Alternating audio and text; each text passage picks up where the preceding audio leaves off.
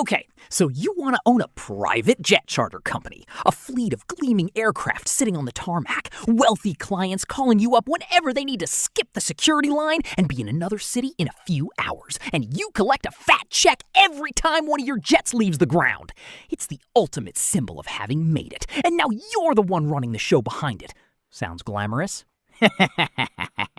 It is not glamorous, because underneath the leather seats and the champagne service is one of the tightest margin, most brutally unforgiving businesses in all of transportation.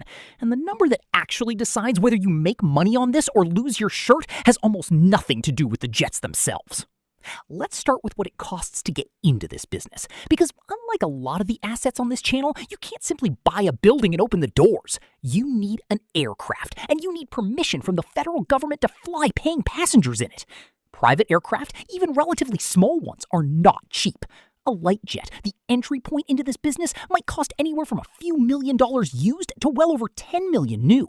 Move up to a mid-size or large cabin jet, the kind that can actually fly coast to coast without stopping, and you're looking at $15 to $50 million or more per aircraft, depending on age and cabin size. But buying the plane is genuinely the easy part. To legally fly paying passengers, you need something called a Part 135 Air Carrier Certificate from the FAA, named after the section of federal aviation regulations that governs on-demand commercial flying. Getting one typically takes 6 to 12 months of documentation, inspections, and what the FAA calls proving flights, essentially demonstrating to federal inspectors that your operation, your pilots, your maintenance program, and your safety procedures all meet commercial aviation standards before you're allowed to accept your first paying customer. Every single aircraft you want to charter has to be individually listed on your certificate's operation specifications before it can legally generate $1 of revenue. You can own the most beautiful jet in the world and still be sitting on the ground, unable to charge anyone a cent to fly in it until the federal government finishes signing off on your entire operation. And that certificate decision isn't a one-time cost either.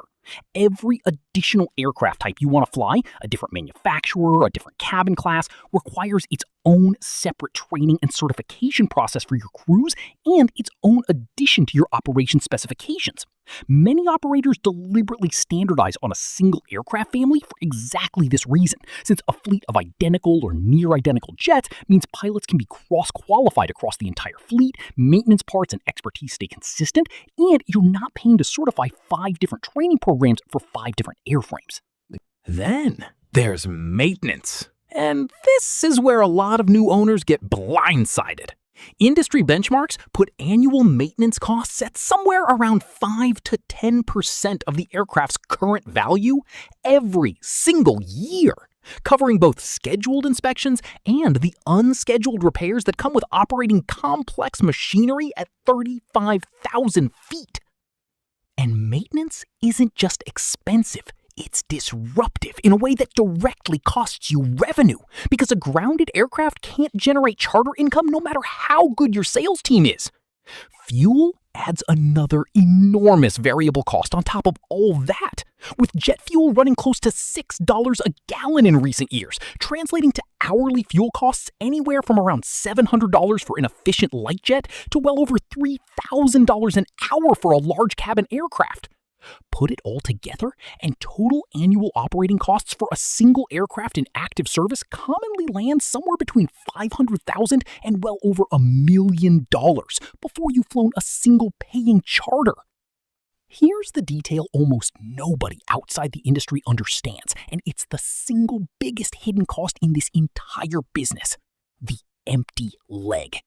When your jet finishes a charter in one city, it doesn't magically appear at the next city where a client wants to depart from.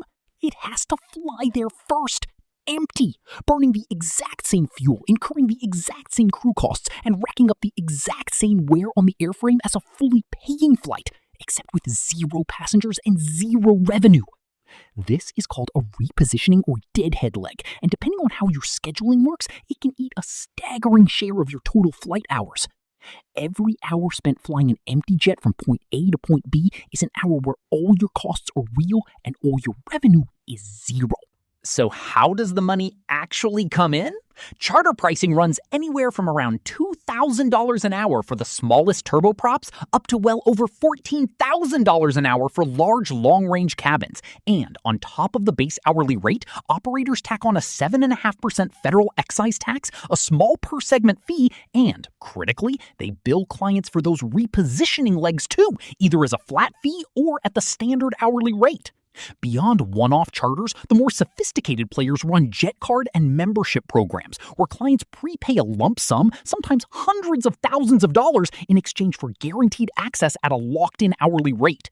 This looks, from the operator side, like a beautiful source of upfront cash. It is also, as we'll get to, one of the most dangerous liabilities a charter company can carry on its books.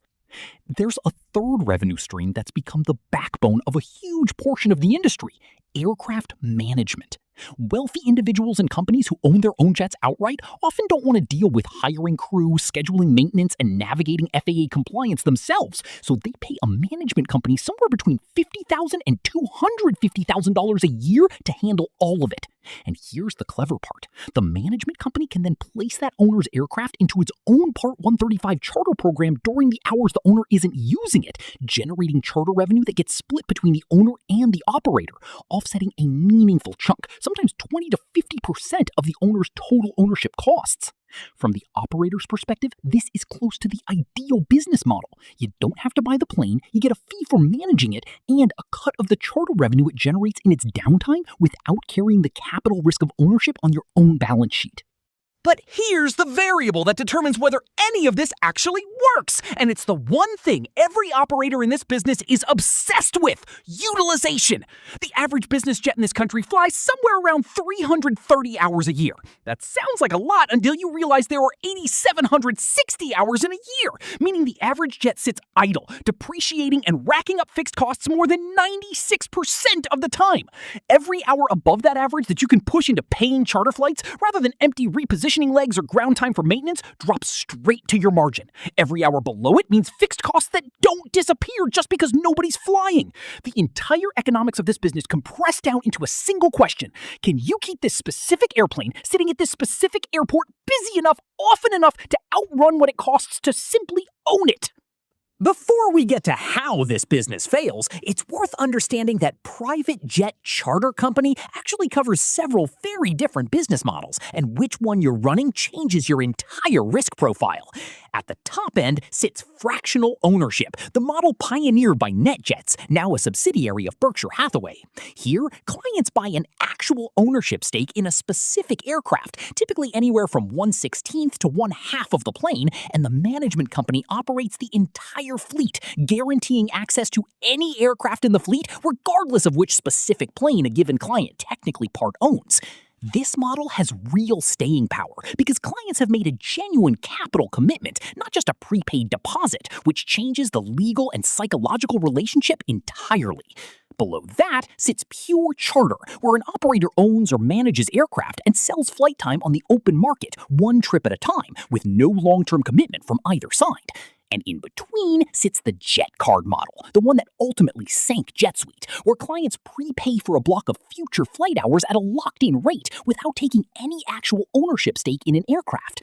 Of these three, the jet card model carries the most hidden risk because from an accounting standpoint, those prepaid deposits look like revenue the moment they land in the company's bank account, when in reality, they're a liability, a promise of future flights that has to eventually be honored in cash, fuel, and crew time, regardless of what happens to demand in the meantime. This brings us to the part of the business that has bankrupted operators who looked from the outside like they had everything figured out. Take what happened to JetSuite, a Dallas-based charter operator that spent over a decade building a reputation as one of the more credible players in the industry, backed by serious institutional money from both JetBlue and Qatar Airways. JetSuite ran a jet card program called SweetKey, where clients made non-refundable prepaid deposits, commonly between $100,000 and $500,000 each, in exchange for locked-in hourly rates on the company's fleet. By the time the company filed for bankruptcy in the spring of 2020, it had somewhere around $50 million of unredeemed customer deposits sitting on its books. And here's the detail that should make anyone considering this business deeply uncomfortable. The company had never set those deposits aside in a separate escrow account. Court documents later revealed the company had used those prepaid customer funds directly to cover ongoing operations, the same way an airline burns through ticket revenue before a flight ever happens. When charter demand collapsed at the start of the pandemic and revenue dropped to near zero almost overnight, the company had no cushion left because the cushion it should have had was customer money it had already spent. Bankruptcy filings estimated the company owed between $50 and $100 million to creditors, while holding under $10 million in assets. Restructuring officers overseeing the case described the business as one that had never managed to operate profitably across its entire history, hamstrung by what they called the extremely tight margins common across the charter industry. Former Suite key members, the very clients who had trusted the company with six-figure prepaid deposits, ultimately received back less than a single cent on the dollar. So, if you do decide to own a private jet charter company, understand what you're actually buying. You're not buying glamour, and you're not really buying airplanes either. You're buying a business where your single most valuable asset spends the overwhelming majority of its existence not making you any money at all, and where the gap between a healthy operation and a bankruptcy filing is measured in how efficiently you can keep that asset moving between paying customers rather than sitting empty on someone's tarmac. The jets are never really the business. The hours are the business. The jets just happen to be an extremely expensive way of selling them. Follow for more videos like this and like and subscribe to the channel.